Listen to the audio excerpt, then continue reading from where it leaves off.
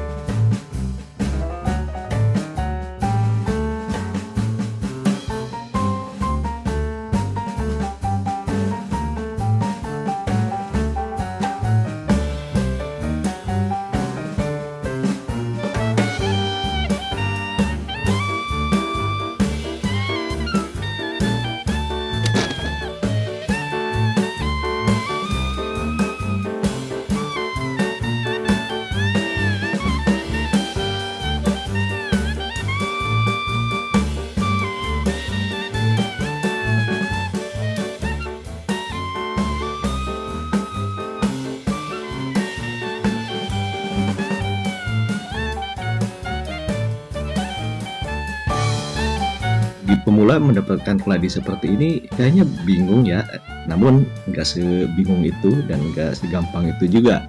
Jadi ya perlu untuk disimak juga, terutama yang penting nih bagi pemula. Di suasana pagi dan terlihat banyak ratusan anak keladi ini didapat dari cacah umbi. Jadi ratusan keladi ini tanpa ayah sebetulnya. Jika ada pertanyaan, emang bisa keladi bisa sebanyak itu tanpa dari biji? Tentu bisa sobat pemula. Nah, ini ada beberapa kemungkinan untuk mendapatkan keladi seperti ini. Itu dengan yang mudah juga, yaitu dengan cacah umbi. Namun tidak ada panduan cacah umbinya karena di video kali ini hanya sebatas untuk perawatan aja. Jadi sebelumnya udah pernah ada cara memperolehnya dengan cacah umbi. Tak lupa bagi yang udah ngasih subscribe-nya, aku ucapkan banyak terima kasih. Dan mungkin juga yang mungkin baru menemukan Ala Kampung Channel, selamat datang. Semoga suka di tayangan-tayangan yang udah disuguhkan di Ala Kampung Channel. Dan di video lawas banyak banget ya, tentunya tentang tanaman hias terutama keladi. Nah, ini didapat dari cacah umbi. Dan terlihat ini udah mulai ada yang 2 daun, 1 daun kebanyakan. Ini terlihat akan progresnya ke arah tumbuh dan bagus. Kenapa? Karena udah terlihat dari posisi daunnya, terlihat lumayan ini pertumbuhannya agak cepat juga. Nah, ini supaya tahu aja ya untuk sobat pemula, supaya tidak busuk sejak kecil ini harus diadaptasi.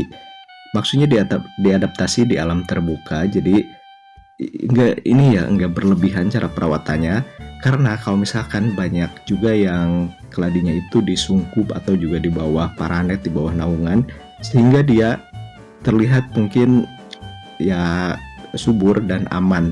Tetapi nanti kalau misalkan ada yang beli ataupun yang mungkin yang pesan melalui online, dan ketika udah sampai ke konsumen nanti keladinya akan layu karena memang beda perawatan.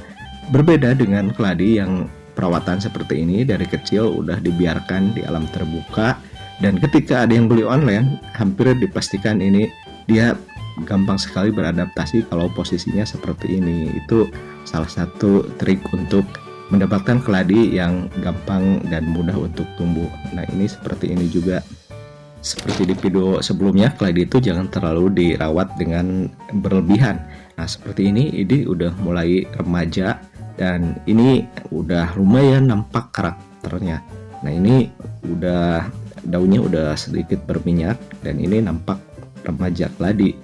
Nah, ini daunnya lumayan terlihat udah mulai besar dan ini aslinya sih udah bagus, cuman diambil di foto di kamera kayaknya nggak terlalu seperti warna aslinya, agak pucat gitu. Padahal ini aslinya lumayan dan ini nggak dikasih paranet juga nggak dikasih tatakan karena memang musim hujan, jadi terlihat ini lumayan agak kotor di potnya karena memang ini sengaja terbuka seperti ini, nggak sungkup, nggak di paranet, jadi dibiarkan aja seperti ini. Dan biasa kalau misalkan ada yang mau online, ini mulai dari 50 ribuan dan ini udah bagus banget untuk ditanam karena memang ini udah diadaptasinya di tempat terbuka, jadi nggak ada yang sungkup-sungkupan, jadi hampir cocok aja sih di semua wilayah, apalagi kalau misalkan di daerah kita yang tropis ini cocok banget.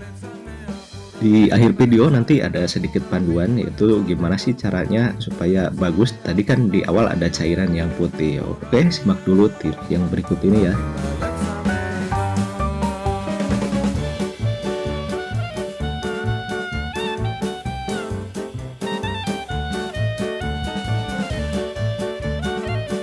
Seperti biasa, panduannya itu yang tradisional aja dan yang ada di lingkungan kita dimanfaatkan supaya ya nggak terlalu ribet. Nah, ini adalah air beras, ya kaget kan? Nah, air beras jadi jangan dibuang, cucian air beras yaitu difermentasi. Syukur-syukur kalau bisa sampai 1 minggu karena hasilnya akan lebih bagus. Gunanya ini adalah untuk membuat keladi semakin subur dan juga semakin tahan. Karena dengan cairan ini aku udah pengalaman beberapa kali, jadi terlihat pertumbuhannya bagus, akarnya bagus, dan juga nanti ke daun bagus juga, akan mengkilap dan juga akan menjadi kokoh. Jadi seperti itu ya fungsinya. Kenapa akhir-akhir di videoku selalu meliput yang seperti ini? Karena banyak banget yang mau menanam keladi atau tanaman lain, mereka bingung atau juga dipusingkan dengan hal-hal yang mungkin katanya yaitu pupuk yang selalu bikin bingung.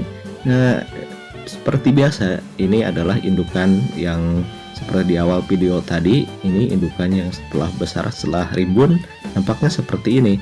Nah, ini juga kadang kalau misalkan yang udah dewasa, aku rutinkan selalu menggunakan air cucian beras yang udah fermentasi. Kalau misalkan ditampung di ember, yaitu cairannya itu bisa sampai berbulan-bulan atau berhari-hari dengan hasil fermentasinya. Jadi kalau misalkan sobat semua punya air cucian beras, tolong ditampung aja di wadah-wadah besar supaya nanti ketika dibutuhkan ya bisa diambil. Nah, ini seperti ini juga dikasih aja tiap pagi atau pada sore hari, cukup banget. Dan ini adalah pemanfaatan yaitu dari limbah atau juga dari sisa penggunaan di dapur, dan ini sangat bermanfaat untuk tanaman sobat semuanya. Ini panduan versi hematnya. Kalaupun sobat semua punya pupuk yang sekiranya terjangkau, beli dari toko atau dari manapun yang sekiranya mau digunakan, ya gunakan aja gitu. Ini hanya sebatas dari segi hematnya. Nah, ini tapi hasilnya kan bagus juga, bisa terlihat dan bisa dibuktikan itu keladi itu gampang karena memang belajar dari alam. Keladi itu tumbuhnya di pinggir sungai dan juga di hutan-hutan itu udah bisa tumbuh gitu kan. Semoga aja video kali ini ada hal positif yang bisa diambil dan tentunya bermanfaat sobat semuanya. Oke.